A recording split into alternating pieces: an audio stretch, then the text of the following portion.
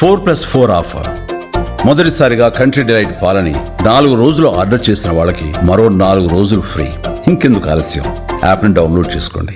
Download the country delight app now.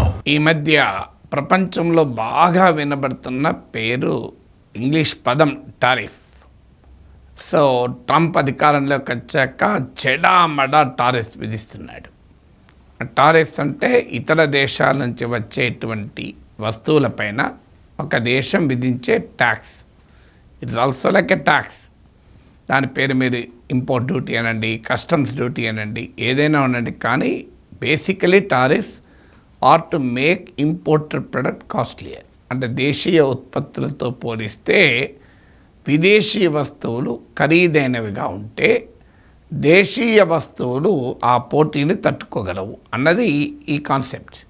So Trump అధికారంలోకి వచ్చాక make America great అగైన్లో భాగంగా foreign countries నుంచి వచ్చే స్టీల్, అల్యూమినియం ఇలా ఒకటి కాదు, అన్ని రకాల వస్తువులపైన టారిఫ్ పెంచేస్తున్నాడు.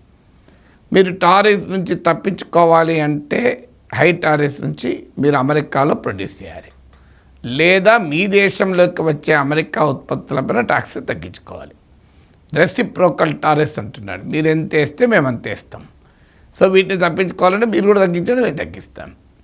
ఇప్పుడు ట్రంపే కాదు, పుటిన్ కూడా అదే పని చేస్తున్నాడు. సో పుటిన్ తాజాగా చైనా పైన ప్రయోగించాడు. That is very interesting. So China నుంచి వచ్చేటువంటి కార్లు, చైనా నుంచి ఇంపోర్ట్ చేసుకునే కార్ల పైన టారిఫ్ పెంచేస్తున్నాడు పుటిన్. ముఖ్యంగా స్క్రాప్ ట్యాక్స్ అని ఒక పన్ను ఉంటుంది, రీసైక్లింగ్ ట్యాక్స్. ఇది అంటే ఒక కారు పని చేయడం మానేశాక దాన్ని డిస్పోజ్ చేయడానికి అయ్యే ఖర్చు ముందే ట్యాక్స్ రూపంలో తీసుకుంటారు. పేరేదైనా పెట్టండి, కానీ ఇంపోర్టెడ్ ప్రొడక్ట్ కాస్ట్లీ కావాలి అని. సో ఇది లాస్ట్ సెప్టెంబర్తో పోలిస్తే ఈ scrap tax, recycling tax foreign cars పైన డబుల్ అయింది. అంటే చైనా కార్లే ప్రధానం రష్యాలో, అది ఇప్పుడు $7,500 కేవలం స్క్రాప్ ట్యాక్సే విధించింది రష్యా. ఎందుకు మరి చైనా దీని ప్రస్తావన వస్తుందంటే, రష్యన్ ఆటోమొబైల్ మార్కెట్లో రష్యాలో తిరిగే కార్లలో 63% చైనీస్ కార్సే. రకరకాల చైనా బ్రాండ్లు ఇవాళ రష్యాలో అమ్ముడుపోతున్నాయి. రష్యన్ కంపెనీస్ తయారు చేసేవి 29%. మీరు చూడండి, 63% చైనా కార్లు అయితే కేవలం 29% మాత్రమే రష్యన్ కంపెనీస్ తయారు చేసే కార్లు. ఈ పరిస్థితి ఎందుకు వచ్చిందంటే 2022 కన్నా ముందు మీకు వోక్స్ వ్యాగన్, మెర్సిడెస్ బెంజ్ ఇలా వెస్ట్రన్ కార్లకు కూడా రష్యాలో అమ్మేవి. రష్యాలో ఈవెన్ అసెంబుల్ కూడా చేసేవి. కానీ 2022 ఉక్రెయిన్ వార్ అయ్యాక అమెరికా, వెస్ట్రన్ కంట్రీస్ రష్యా పైన శాంక్షన్స్ విధించాయి. దీంతో వెస్ట్రన్ ఆటోమొబైల్ మ్యానుఫ్యాక్చరర్స్ కాస్త రష్యన్ మార్కెట్లో ఆపరేట్ చేయలేకపోయారు. సరిగ్గా ఆ గ్యాప్ను కాస్త, స్పేస్ను కాస్త చైనా ఫిలప్ చేసింది. దాంతో చైనా కార్లు విపరీతంగా రష్యాలో అమ్ముడుపోవడం మొదలుపెట్టాయి. సాధారణంగా చైనా కార్లు అంటే ఎవరైనా మనం ఎలక్ట్రిక్ వెహికల్స్ అనుకుంటాం. ఎందుకంటే ఇటీవల టెస్లాతో కూడా పోటీ పడేటువంటి BYD చైనీస్ ఈవీ వచ్చింది. చైనా ఎలక్ట్రిక్ వెహికల్ మార్కెట్లో ఒక ఎమర్జింగ్ లీడర్. ఈవెన్ యూరోప్లో కూడా చైనా తయారు చేసిన ఎలక్ట్రిక్ కార్స్ తిరుగుతుంటాయి. సో కానీ రష్యాలో తిరుగుతున్నవి ఎలక్ట్రిక్ కార్స్ కాదు. ఇప్పుడు చైనా లాస్ట్ ఇయర్ రష్యాకి ఎక్స్పోర్ట్ చేసిన కార్లలో 97% పెట్రోల్ కార్సే. అంటే ఎలక్ట్రిక్ వెహికల్స్ అంటే రష్యాలోనే కాదు, ఈవెన్ యూరోపియన్ నేషన్స్లో కూడా చైనా అమ్ముకుంటోంది. సో అందువల్ల చైనా తన పెట్రోల్ కార్స్ కూడా రష్యాలో పెద్ద ఎత్తున అమ్మగలుగుతుంది. ఇప్పుడు ఈ పెరిగిన స్క్రాప్ ట్యాక్స్ వల్ల ఇంపోర్టెడ్ కార్స్ కాస్ట్లీ అయ్యి రష్యన్ కంపెనీస్కు కాస్త ఊరట లభించవచ్చు. మరి ఎందుకు చేస్తుంది రష్యా? దీనికి రకరకాల థీరీస్. ఒక థీరీ ఏంటంటే, యుక్రెయిన్ వార్ ఉండడం వల్ల రష్యాలో డిఫెన్స్ ప్రొడక్షన్ గణనీయంగా అవసరం ఏర్పడింది. దాంతో డిఫెన్స్ సెక్టార్లో ఎంప్లాయ్మెంట్ ఉండేది. కానీ ఇప్పుడు ఉక్రెయిన్ వార్ ఎండింగ్కి వస్తుంది కనుక ఆటోమేటిక్గా డిఫెన్స్ ప్రొడక్షన్ అవసరాలు తగ్గిపోతాయి. దాంతో డిఫెన్స్ మ్యానుఫ్యాక్చరింగ్ యూనిట్స్లో ఎంప్లాయ్మెంట్ దెబ్బతింటుంది. సో రష్యన్ యూత్కి ఎంప్లాయ్మెంట్ క్రియేట్ చేయాలి కనుక రష్యన్ ఆటో మ్యానుఫ్యాక్చరింగ్ని ఎంకరేజ్ చేయడానికి, దేశీయ కార్ల ఉత్పత్తిని పెంచుకొనటానికి, ఎంప్లాయ్మెంట్ క్రియేట్ చేయడానికి పుటిన్ ప్రభుత్వము ఈ ఫారిన్ కార్ల పైన స్క్రాప్ ట్యాక్స్ పెంచుతోంది అనేది ఒక ఆర్గ్యుమెంట్. ఇప్పుడు కూడా రష్యా కూడా ఏమంటుంది, ట్రంప్ లాగానే మీరు వచ్చి రష్యాలో మ్యానుఫ్యాక్చర్ చేయండి, ఈ టారిఫ్స్ ఉండవు అని. మీరు రష్యాలో మ్యానుఫ్యాక్చర్ చేస్తే మీకు ఇక్కడ మా యూత్కి ఎంప్లాయ్మెంట్ దొరుకుతుంది అని.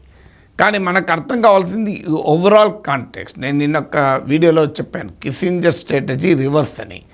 కిస్సింజర్ 1970s చెప్పింది ఏంటి, సోవియట్ యూనియన్కు చైనాకు మధ్య విభేదాలు పెరుగుతున్న సమయంలో అమెరికా చైనాకు దగ్గరైంది. ఎందుకు దగ్గరైంది? చైనా పైన ప్రేమతో కాదు. చైనా అంటే అమెరికాకు పడదు, అమెరికా అంటే చైనాకు గిట్టదు. కానీ కామన్ ఎనిమీ అయినటువంటి సోవియట్ యూనియన్ను వ్యతిరేకంగా అమెరికా చైనాలు కలిశాయి. అంటే చైనాతో ఫ్రెండ్షిప్ చేసి సోవియట్ యూనియన్ ఐసోలేట్ చేసే వ్యూహం 70s అమెరికా అనుసరించింది. ఈ ఫారిన్ పాలసీకి కిస్సింజర్ దీనికి ఆద్యుడు. సరిగ్గా ఇప్పుడు డొనాల్డ్ ట్రంప్ అనుసరిస్తున్నది రివర్స్ కిస్సింజర్ స్ట్రాటజీ. అంటే చైనాను ఐసోలేట్ చేయడానికి రష్యాతో ట్రంప్ కలుస్తున్నాడు అని ఒక థియరీ కూడా ఉంది. ఇప్పుడు రష్యా చైనాతో చాలా సన్నిహితమైంది. ప్రెసిడెంట్ జిన్పింగ్ అయితే ఇది లిమిట్లెస్ ఫ్రెండ్షిప్ అని వ్యాఖ్యానించాడు. సో అమెరికా శాంక్షన్స్ అటు చైనా పైన ఉన్నాయి, ఇటు రష్యా పైన ఉన్నాయి. అమెరికా శాంక్షన్స్ వల్ల రష్యా చైనా బాగా దగ్గర అయ్యాయి. ఈ సమయంలో చైనా ప్రొడక్ట్స్ పైన రష్యా ఎందుకు విధిస్తోంది? ఇది something to please Trump.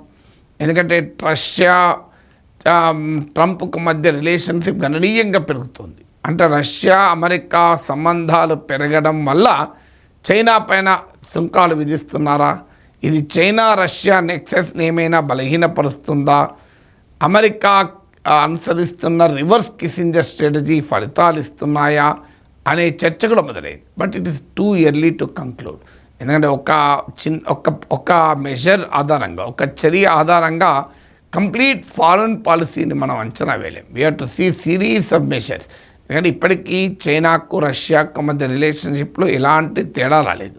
Of course Russia అమెరికాకు క్లోజ్ అయింది, చైనాకు అమెరికాకు మధ్య గ్యాప్ ఉంది. ఇది చైనా రష్యా రిలేషన్స్ పైన ఎలాంటి ప్రభావం చూపుతుంది అనే ప్రశ్న అయితే మిగిలి ఉంది. రివర్స్ కిస్సింజర్ స్ట్రాటజీ కనుక వర్కౌట్ అయ్యి అమెరికా రష్యా కలిసి చైనాను వ్యతిరేకించడంలో కలిసిపోతారా?